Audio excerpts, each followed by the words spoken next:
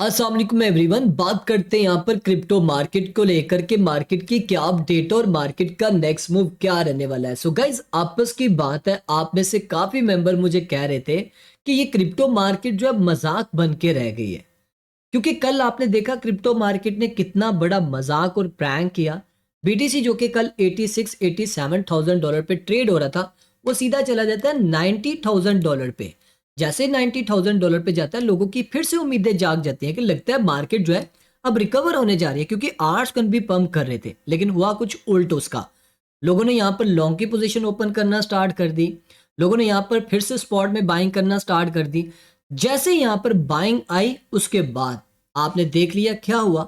$90,000 से $85,400 पे बीटीसी आ गया, और आर्ट्स कॉइन वो भी 10 से 15% से ज्यादा की कुरेक्शन कर गए, उल्टा हो गया। और फिर लोगों ने सोशल मीडिया के ऊपर एक ही बात कहना स्टार्ट कर दी, यार ये स्कैम है, इसमें कोई फायदा ही नहीं है, ये मजाक है, सब कुछ इस तरह की बहुत सारी। देखो, आपको पता होना चाहिए क्रिप्टो का जो टोटल मार्केट कैप है वो सिर्फ इस टाइम $3 ट्रिलियन से भी नीचे आ चुका है। सो इतनी सी मार्केट को ये जो ऊपर बिग प्लेयर बैठे हुए हैं ना, ये बड़े आराम से मैनिपुलेट कर सकते हैं। अब ये मार्केट में डम क्यों है? कोई पीछे ऐसी न्यूज थी ही नहीं। एक न्यूज थी जिसको जानबूझ के मार्केट में वायरल किया जा रहा था कि चाइना ने जो माइनिंग फर्म है उनके खिलाफ क्रैकडाउन स्टार्ट किया। ये तो बहुत पुरानी बात है, अभी तो थी नहीं। वो जानबूझ के इस तरह की न्यूज़ेस फैलाएगी रूमर्स की तरफ से, और फिर एक्सचेंजेस ने मिलकर कल अच्छी खासी सेलिंग की बाइनांस नंबर 1 के ऊपर। फिर उसके बाद जितनी भी एक्सचेंजेस हैं सब ने मिलकर यहाँ पे बीटीसी को सेल किया, जिसकी वजह से अच्छे लेवल के ऊपर मैनिपुलेशन की गई, और कोई इसके पीछे रीजन नहीं थी। इसी वजह से आर्ट्स को जो है वो 15 से 20% फिर से करेक्शन करते हुए नजर आए पंप करने के बाद। अब आगे क्या होगा उसको हम डिस्कस कर लेते हैं। आज 18 दिसंबर है, और इस टाइम अगर आप अब मार्केट के सेंटिमेंट्स की बात करो तो इस टाइम फियर एंड ग्रेड का इंडेक्स भी 17 के ऊपर है और एक्सट्रीम फियर में है। आज न्यूज़ भी है, दो न्यूज़ हैं, काफ़ी इंपैक्ट डालेंगी मार्केट के ऊपर। 6:30 पे सीपीआई का डाटा आएगा।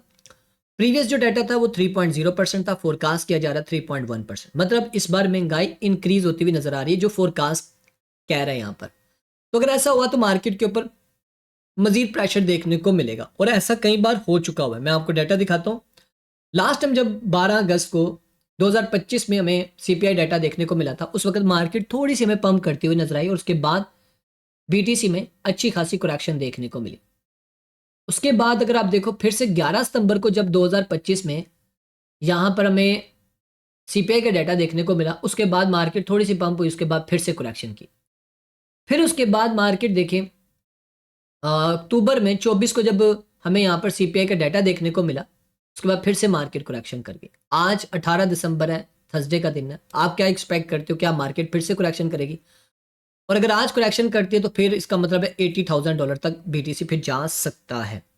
उसके अलावा हमारे पास अनएम्प्लॉयमेंट का क्लेम का डाटा है, और ये भी ऑलमोस्ट तकरीबन मार्केट के अगेंस्ट बता रहा है इस टाइम डाटा। ठीक है, और अगर आप यहाँ पर फिल, ये कोई ख़ास न्यूज़ नहीं है। ठीक है, तो आज का दिन भी इंपॉर्टेंट है मार्केट के लिए, और कल का दिन तो वाकई बहुत ज़्यादा वोलेटाइल रहने वाला है, क्योंकि आपको पता है जापान ने कल रेट कट जो है, सॉरी, रेट इंक्रीज भी करना है, हाइक करना है, तो उसका तो डेफिनेटली इम्पैक्ट देखने को मिलेगा।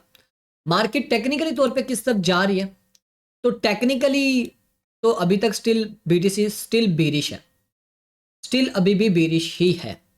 ठीक है, जब तक वो अपने लेवल्स को ब्रेक नहीं करेगा तब तक हम उसको बुलिश होता हुआ नहीं देख रहे।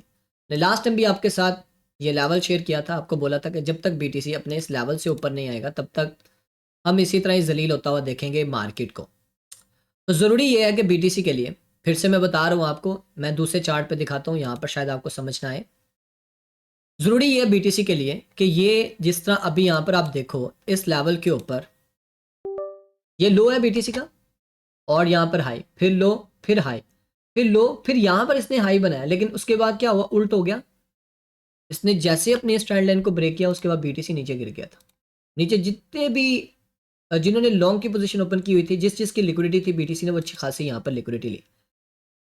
अब देखो, अगर बीटीसी को रिकवर करना है तो बीटीसी को कम अज कम $91,000 के ऊपर आना होगा, कम अज कम $91,000 के ऊपर आए, फिर उसके बाद ये $95,000 के लेवल को ब्रेक करे। यार देखो कैसा ये मनहूस लेवल है।